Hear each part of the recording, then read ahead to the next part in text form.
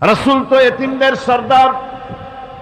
পৃথিবীর কোন এতিম যেন বলতে না পারে নবীজি আমার ব্যাপারে কি বলবেন, আমি তো এতিম মানুষ, আর তিনি আমার ব্যাপারে কিভাবে আমার দরদ বুঝবেন। নবীজিকে আল্লাহ পাক কেমন এতিম বানালেন, সমস্ত দুনিয়ার এতিমদের সর্দার বানালেন। মায়ের পেটে যখন তিনি ছিলেন 6 মাসের সময় মায়ের পেটে থাকাকালীন বাপের এতিম হয়ে গেলেন।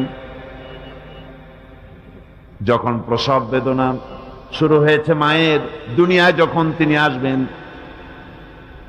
হযরতে আমেনা ঘরের ভিতরে বসে তার অবস্থাটা কি, এই সন্তান পৃথিবীতে আসতে পরে যিনি সবচাইতে বেশি খুশি হবেন তিনি তো আজ দুনিয়ায় নাই। মনের ভিতরে কত কষ্ট। আল্লাহ রাব্বুল আলামিন তার হাবিবকে দুনিয়া আনলেন। রাসূলের দাদা ঘরের সামনে তাঁবুর সামনে দাঁড়ায়া তায়েফ থেকে আগত সাদিয়া গোত্রের লোকদেরকে বলতেছেন, এই ঘরের ভিতরে একটা এতিম বাচ্চা আছে, বেশি টাকা কড়ি দেওয়া যাবে না, যদি দয়া হয়ে নিয়ে যাও। গরিব মানুষ, এতিম মানুষ দেখে শুনে কেউ আর নিতে চায় না। সবশেষে এলেন ভাগ্যবতী মেয়ে, ভাগ্যবতী মহিলা হযরতে হালিমাতুস সাদিয়া।